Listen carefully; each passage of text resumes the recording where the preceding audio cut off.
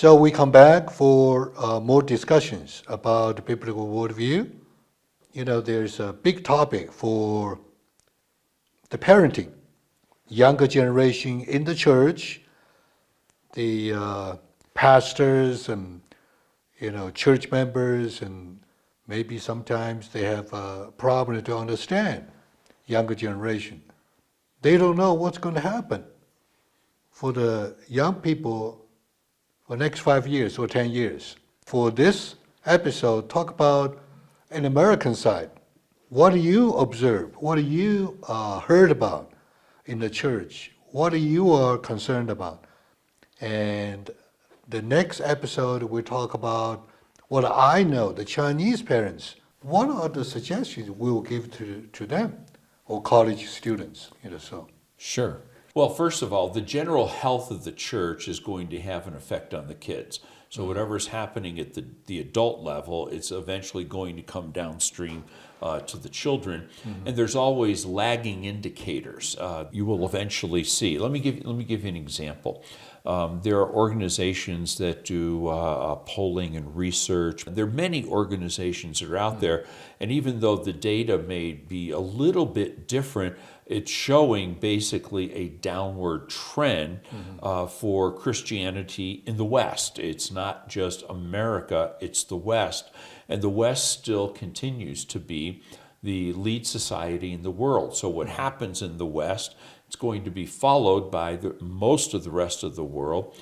30 years ago, that, you know, when the polling was done in America, there was about, 2 to 3% that, they don't believe in any religion at all. They're referred to as none. They have no religion. They're not doing Hindu, they're not doing Muslim, they're not doing Christian, they're not doing anything at all.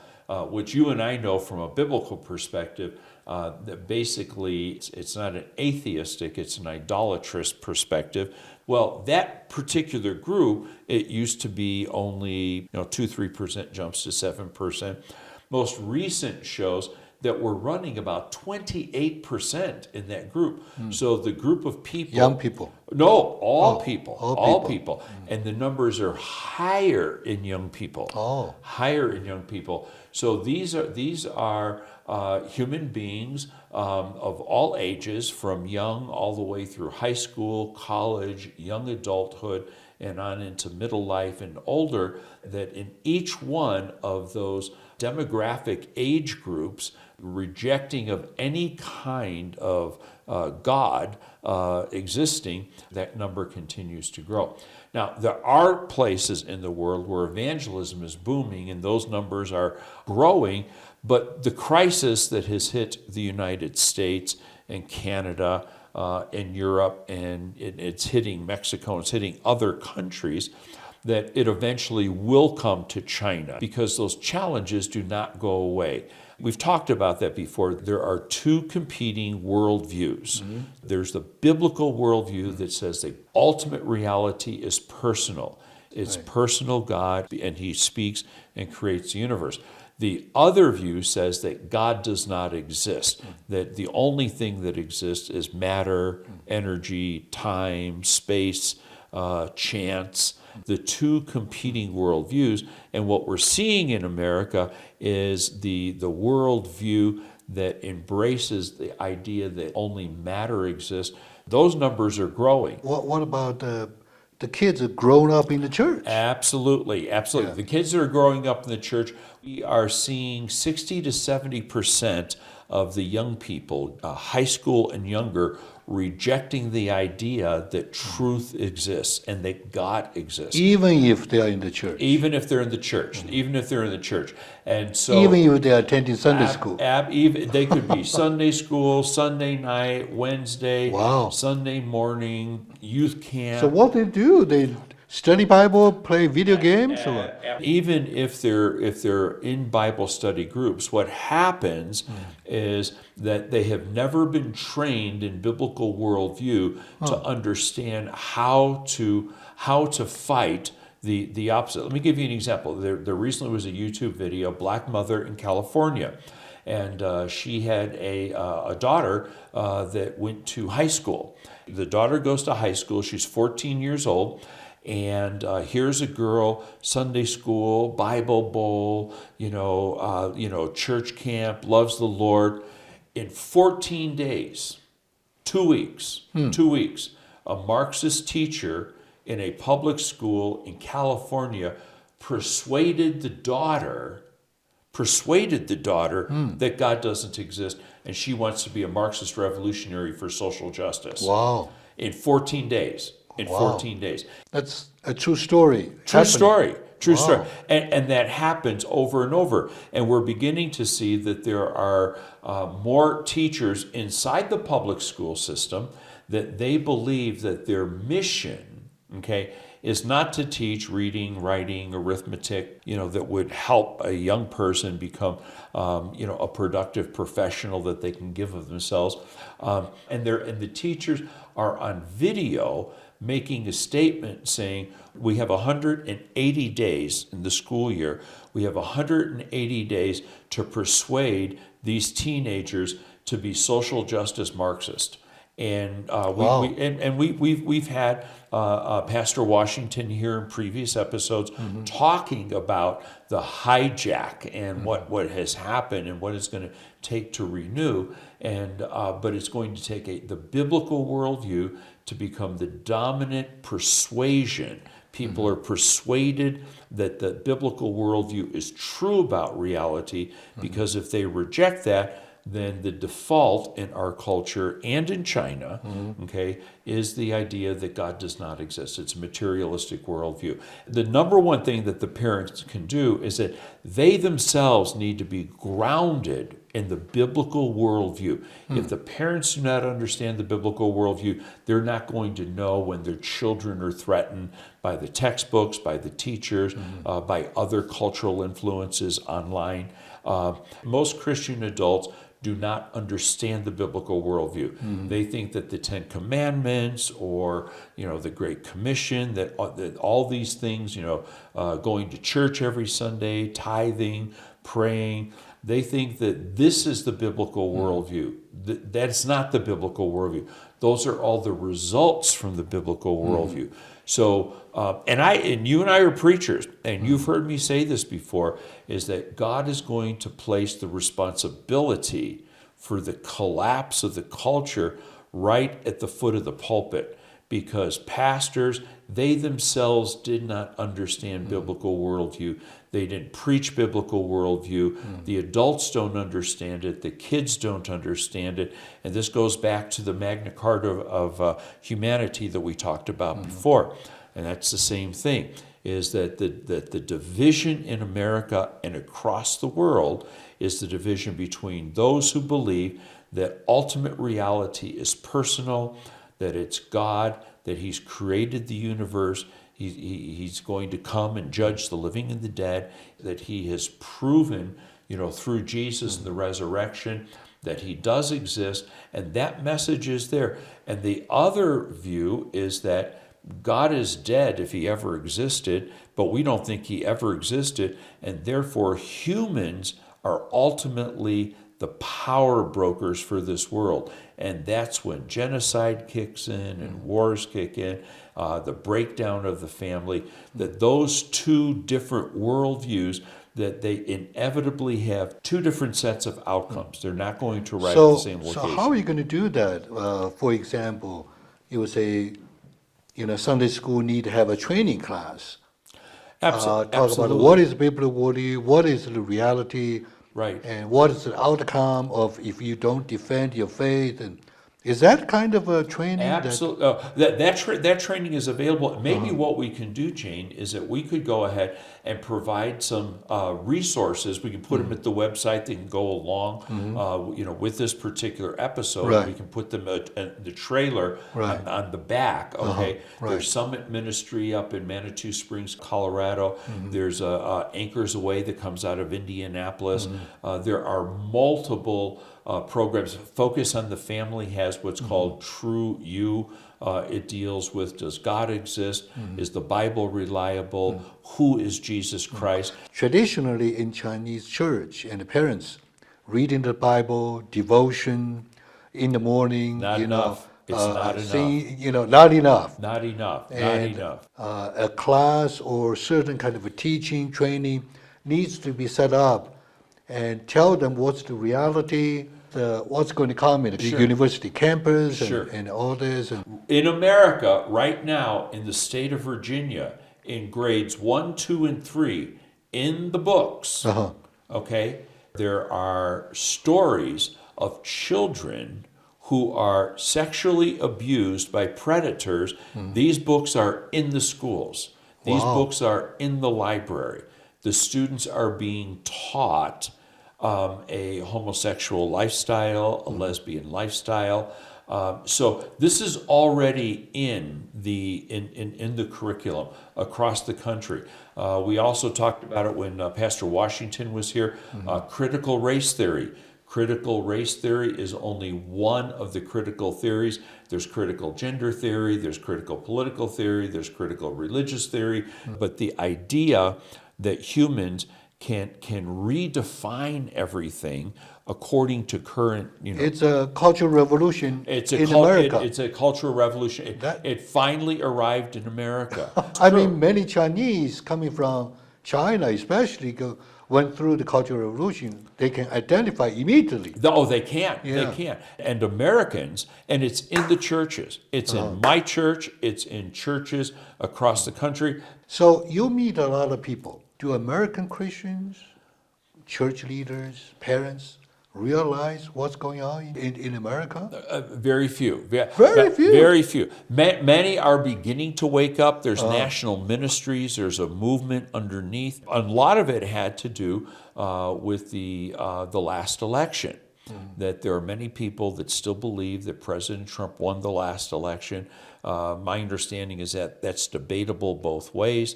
That horse is out of the barn. I don't think anything can be done. If something could be done, I think it would have been done by now. So then the question is, who can you trust? If you can't trust the election process, you can't trust the president. The Democrats don't trust the Republican president. The Republicans don't trust the Democrat president. That what we see with a surge of critical race theory, following the death of George Floyd, it was terrible. That was a sin. There's no doubt about that.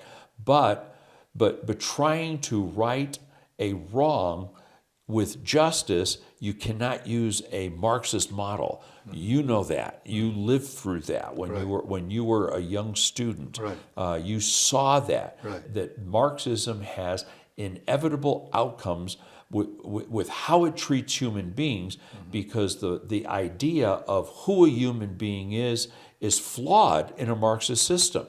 In a Marxist system, you and I are just cosmic accidents. And cosmic accidents don't have any intrinsic value. Right. It's the biblical worldview that says both of us have value regardless of our race, because both of us are made in the image and likeness of God. And that's the only thing in the history of humanity that has placed high value on human beings. But getting back to your question, the parents, many parents don't know. More parents are becoming aware. For instance, the black mother in California, when her daughter started her first day of freshman year, the mother had absolute confidence and trust in that public school and public school teachers. 14 days later, she finds out that her daughter has changed her idea about Jesus being Lord to being a Marxist. How could it happen so fast? So parents are beginning to wake up. The internet is a way that parents can communicate with each other, and they are communicating with each other. But again, it comes back to what you and I said more than 20 years ago. We've got to the church has got to recapture a biblical worldview and present that positively to the world, and still defend our children and our families and our local congregations. I heard that you have been teaching younger generation in your church. Sometimes I heard you talk about teaching them biblical worldview. So how do you do in your church? We've used the materials, and the cultural influences are very strong And our church is pretty typical along with other churches. And when the students no longer are, brought to church every week by their parents and in Sunday school and especially in high school. Especially high school, that most evangelical churches, including mine, about 50% of the kids walk away from the gospel. Sometimes they come back. Those that have departed, I have not seen them return. They'll still participate, when they come back from school or as adults when they graduate from college, for a visit to the mom and dad. But when you ask them about their commitment to Christ, many of them, they just say it's not there. When you teach young people in the church, what do you do in prepare them biblical worldview? So one of the curriculums that we used had been produced by Focus on the Family, the one that I spoke about. We'll go ahead and provide those. We also use some from the Colson Center on worldview. There is curriculum that is out there, but most importantly, the parents have got to be grounded in biblical worldview. If there's not a biblical worldview class in their church, the parents need to start one. They need to be talking to their leadership, their pastor, the elders, the deacons, whoever's responsible, for that, and demand this become a part of the curriculum so that we can protect ourselves and our children. But it's also for the purpose of advancing the gospel. So understanding a biblical worldview is important to advance the gospel, but it's also a tool to determine to what extent have I or my family or my church, how much have we been compromised by this world? The Apostle Paul sums it up and he says, do not be conformed to the things of this world, but be transformed by the renewal of your mind. I think gradually, myself included, to understand through the conversation, through the observation, what, truly biblical worldview can defend your faith is that we observe the culture and we think about what the Bible says. We discuss how to understand the culture and how to understand texts that are coming to our faith. Is that kind of activities rather than traditional reading the Bible? Definitely big on Bible, even Bible verse memorization. All that is an important part, but it has to be more than that. It's a certain kind of a biblical worldview curriculum. That's correct. Training class, That's discussions. Correct. That's correct. And that's correct. And leave out. And that's right. And so the leaders of the church and the parents in the church, they have got to understand a biblical worldview, have a biblical worldview vocabulary. One of the things that we did at our home when we were raising our two kids, we have a round dining room table, and it was just the four of us, and the kids could talk about anything there. Okay, it was then that we would bring up, biblical worldview material. There are so many parents that they say, well, I want my kids to go to youth group so they can be safe. There probably won't be a shooting there. We don't want our daughters to get pregnant or our sons to create a pregnancy. We don't want our kids drinking and driving. We don't want them on drugs. And that's why the youth group is there. No. The youth group is there so that we are introducing these young people to their maker. If they can capture that, if that can be communicated. The number one responsibility that a parent has is not a roof over the head, is not the food, it's not even a good education. The number one responsibility that a mother has and a father has and grandmother and grandfather, number one responsibility is to introduce that child to their maker. And you do whatever it takes to make that introduction, and you do whatever it takes to protect them so that when the pressures of the world, from the idolatries from every angle, go after that child, Satan wants that child. And we have to do all we can to help protect that child.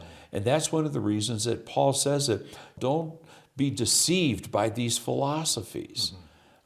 He identifies people who walked away from the faith. Parents come to me and say, well, Joey's off at school and he's not going to church anymore. Well, the reason is that Joey was not taught to love the Lord his God with his whole mind, coming up through the church, and he was really never persuaded. And this is why it is important that parents put little, if any, stock in an emotional conversion for the child, because children by nature are very emotional. One day it is a conversion towards Jesus, and the next day it's a conversion towards Spider-Man. And it's emotionally based, as opposed to the child having an understanding of who God is, a sense that they're made in the image and likeness of God, that they're a child of God, a sense that they're a sinner before God and that they need the blood of Christ, that those things can never be taken away. The child may at some point rebel against that, but the knowledge of that can never be taken away from them, and that's when the Holy Spirit begins to speak with them when they get outside the home. Last question I have for this episode is, do you see, hope for younger generation in America? Absolutely. I see hope for every generation. Okay. I see hope for every generation. This generation has challenges that you and I never had. Okay. Maybe they need to go through the pain in order to wake up, in order to understand. Yes, they don't necessarily have to go through the pain. The pain could be one way that brings them there. I mean, you came from a situation where the government and the culture was very oppressive, okay? And, trying to burn the book so you couldn't read the Bible, okay? I came from the West, and the West was all about fun and games and entertainment and feel good. And so, the temptation for me to walk away from Jesus was to embrace the fun. And the temptation for you was, well, if I don't obey the government, then they're going to take me out. We had two different types of growing up, but both of them were materialistically based. The current generation, that as the globe becomes more prosperous, okay, the challenges are different, because in your situation or my situation, there was still the idea that truth existed. The new generation has a bigger temptation that we never had, and that is the idea that truth doesn't exist, and the sky's the limit for me to be my own person, everything from a sex change to tattoos to whatever it is. See, I laugh at the tattoos. That's a symptom. That's not the problem.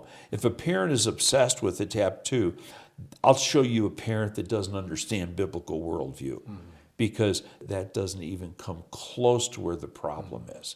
I have tremendous hope, because there's a God in heaven and Father in heaven, the crucified Son, the Lamb is on the throne, the Holy Spirit's working in the world.